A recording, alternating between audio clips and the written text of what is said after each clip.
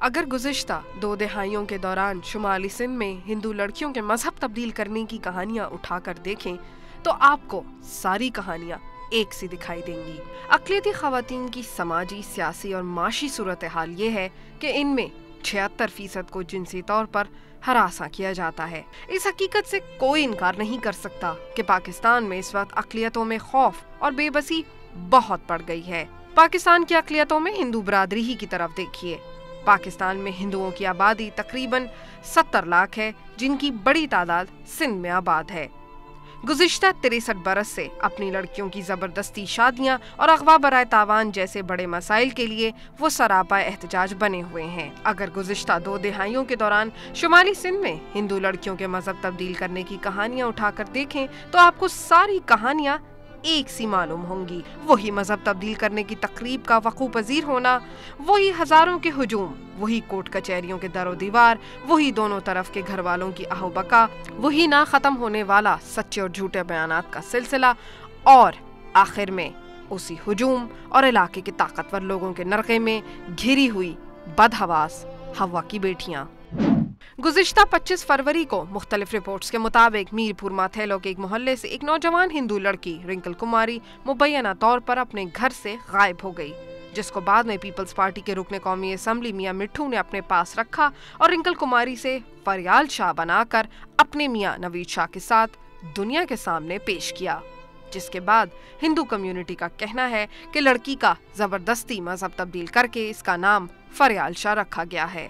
मैं अपने हस्बैंड के साथ रहना चाहती हूँ और मेरी शादी हो गई है, वो मुझे मेरे हस्बैंड के साथ रहने दें। इस बयान के बारे में इंसानी हकूक कमीशन की तंजीम का कहना है कि इस मुकदमे में मकामी अदालत ने फैसला दिया कि लड़की अपने घर जाना चाहती है, मगर रिंकल के घर वाले कहते हैं कि रिंकल ने इस अदालत के सामने अपने वालिदैन के पास जाने का बयान दिया था। नाजरीन, आज आप सोच रहे होंगे कि मैं कहाँ मौजूद हूँ। मैं इस वक्त रिंकल कुमारी के घर पर मौजूद हूँ। उनके तमाम अहले खाना अपने आबाई इलाके से उठकर परेशान होकर और तमाम तर सिचुएशन को देखते हुए कराची में एक रिश्तेदार के घर आकर पहुँचे हैं और जगह जगह जो उनको कोर्टों के धक्के खाना, वकीलों से बातें करना और जो तमाम सूरत हाल, नाज़रीन आप अंदाज़ा कर सकते हैं कि मैं यहाँ पर किसी भी मज़हब के बारे में बात नहीं करना चाह रही, ना मेरा कोई स्टैचर है नाज़रीन, लेकिन मैं यहाँ पर एक पॉइंट ज़रूर उठाना चाहूँगी अपने देखने वालों के लिए कि हमारे अपने घरों में बहू बेटियाँ होती हैं, बच्चियाँ होती हैं,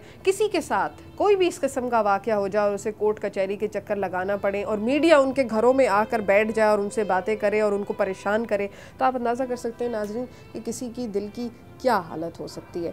इस वक्त मेरे साथ रिंकल कुमारी की बहन मौजूद है, उनके बहनोई मौजूद हैं इंदर, और उनकी 2 मासूम बहनें भी हमारे साथ यहाँ पर बैठी हुई हैं और उनकी वालदा मोहतरमा भी हमारे साथ मौजूद है। मैं सबसे पहले गुफ्तगू का आगाज़ इंदर से करूँगी। इंदर से पूछूंगी कि क्या ऐसे वाक़यात हुए थे कि ये इस किस्म का वाक़या रोनुमा हुआ और आज सिचुएशन यहाँ तक पहुँची। इंदर, मुझे बताएं कि असल वाक़या क्या हुआ था, कैसे ये रिंकल जो थी वो घर से लोग सबको पता चला कि जी वो घर में नहीं है। ये एक सोची समझी प्री प्लान साजिशी थी। ये किडनैपिंग का ही केस था। हमने जो स्ट्राइक करवाई, फिर जो है हमें उनको बताया गया उन्होंने कि भाई ये लड़की पता चला कि भरचुंडी शरीफ है। ठीक है, पहला और मेन मौक़िफ़ ये है कि वो कह रहे थे कि भाई हमने उनको फ़ोन किया कि भाई आप आओ। अच्छा, मुझे थोड़ा सा यहाँ पर ये इंदर की बताएं कि रिंकल जो थी वो घर में कितने अफराद थे, कितने बहन भाई थे, किस इलाके में घर है, और वो जो कहा जा रहा है कि उसको किडनैप किया या वो भाग के खुद गई है, वो कौन से इलाके में गई है? बेसिकली ये गरीब तबके से वाबस्ता हैं। इनका घर जो है मिड सिटी में ही है। बाज़ार है, बहुत बिजी बाज़ार है और शाही बाज़ार है। वो बाज़ार नीचे से शॉप्स ही हैं तकरीबन, और इनके घर के ऊपर मैंने काफ़ी इंक्वायरी वालों को भी कहा कि भाई आप देख लें घर की क्या छतें क्या कैसी हैं, उनके जो हदूद हैं साइड वाले घरों के, वो कोई भी आसानी से अंदर आ सकता है। और इनके साइड में एक जगह भी पड़ी है, वो काफ़ी महीनों से खाली पड़ी है। वो लड़की ने बताया वो पहले ही प्री प्लान जो है सीढ़ियों में खड़े थे, मैं जैसे ही वॉशरूम के लिए उठी तो वो मुझसे मुंह पे कपड़ा ओढ़े हुए मुझे घसीट के ले गए।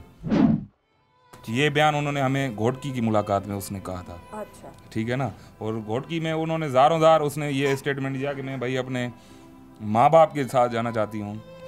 उसके बावजूद भी जज ने जो है डरते हुए उसने क्या उसको पुलिस कस्टडी में भेज दिया और ये कह दिया, और हमें वो बयान भी उसने ऑफ द रिकॉर्ड कर दिया, हालांकि उसने रिटन में दिया था कि मैं माँ बाप के साथ जाऊंगी। अच्छा, ठीक है, उसने ये कह दिया कि भाई लड़की ने 2 दिन की मोहलत मांग ली, तो इसलिए लड़की हमारी अगवा हुई है, पुलिस कस्टडी में उसको 2 दिन के लिए रखा जा रहा है। उसकी क्या उम्र है, क्या उसके तासरात होंगे उधर, क्या फीलिंग्स होगी उसकी।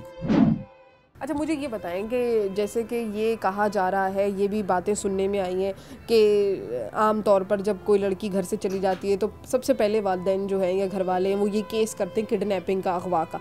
आप ये बात कैसे सपोर्ट करते हैं कि वो खुद नहीं गई, अगवा की गई है, कैसे? जो लड़की सुबह शाम पूजा पाठ करती हो, जो अपने घर का इतना ख्याल रखती हो, और उस दिन उसने सारे घर की सफाई की थी, उसके भाई की शादी थी, 2 दिन पहले वो मेरे साथ शॉपिंग पे चली थी, वो कैसे भाग सकती थी? पहले हमारा दिल नहीं मान रहा था, ठीक है। अच्छा, पहले हमने कहा ये किडनैपिंग का केस है, हमारा दिल नहीं मान रहा था। जब घोटकी में उसने क्लियर कर दी हमारे साथ, तो हम क्यों नहीं उसकी नहीं, तो और ऐसी क्या चीज़ें, कोई ऐसे शवाहिद आपको मिले, कोई ऐसे एविडेंसेस मिले कि आपको लगा हो कि उसको घसीट के लेके गए घर से? एविडेंस के लिए ये सफिशेंट है जो मैंने आपको बताया कि भाई सर्दी की रात थी, सुबह को वो बता रही थी 5 बजे ले गए, उसने अपना ना दुपट्टा ओढ़ा था, ना ही उसने कोई स्वेटर लिया, उसके चप्पल जो है, एक चप्पल उसको सीढ़ियों में पड़ा हुआ था, एक चप्पल उधर कोर्टयार्ड के बाहर उधर ही पड़ा हुआ, लोगों को मिला, वो हमें वहाँ से मिला। अच्छा। ये सारी सिचुएशंस तो हमें पहले ही क्लियर कर रही थी कि भाई कोई और चीज़ गायब थी, मतलब अगर वो खुद से जाना चाह रही थी तो हो सकता है कुछ और, कुछ भी चीज़ नहीं। उसके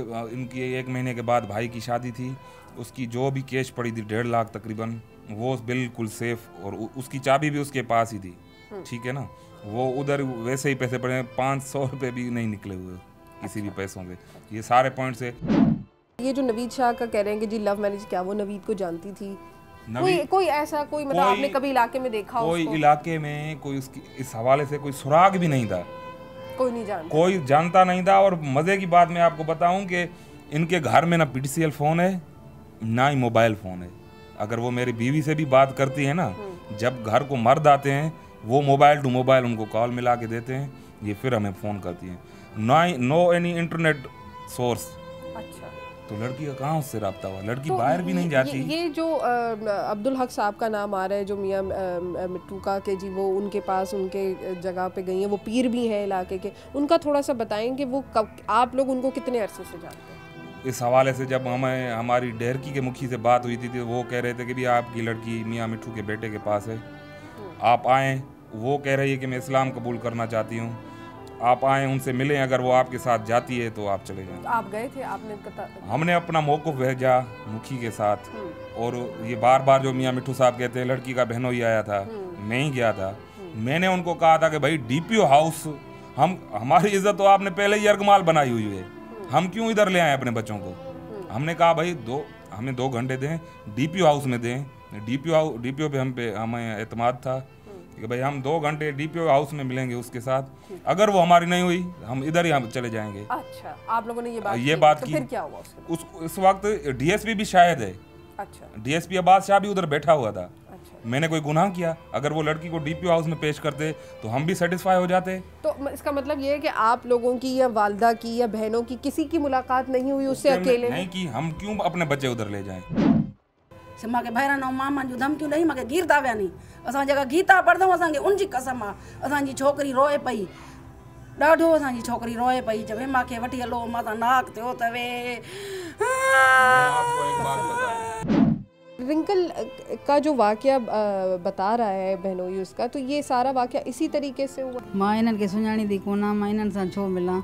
उन्हनि चयो तव्हांखे 2 कलाक ॾिननि, उन्हनि खे 1 कलाक ते ॾियूं। चवे न, मां उन्हनि सां न मिलंदमि, रोए जो रोए बुकनि पाणी। चवे मम्मी मूंखे वठी हलो। उन्हनि चयो न, 1 कलाक बि उन्हनि खे असांखे ॾियणो आहे। चए न, उन्हनि सां मां न मिलंदमि, उहे मुंहिंजा छा थींदा नी, मां उन्हनि सां छो मिलां। क्या मतलब ये चीज़ कहना है कि गोटकी में जब मिली थी ना हमसे, हाँ, तो वो कह रही थी मुझे घर ले चलो, बहुत रो रही थी बहुत ज़्यादा, मम्मी मुझे घर ले चलो, घर ले चलो, ये लोग बहुत जालिम हैं, मुझे धमकियां दे रहे हैं, तुम्हारे मामू को, तुम्हारे भाई को मार डालेंगे, तुम फिर क्या करोगी, तुम्हें भी मारेंगे और तुम्हारे किसी घर वाले को भी नहीं छोड़ेंगे। कल की हमारे साथ छोटी बहन भी मौजूद है, मैं थोड़ी उनसे बातचीत करूंगी। आप रिंकल से बड़ी हो, आपका नाम?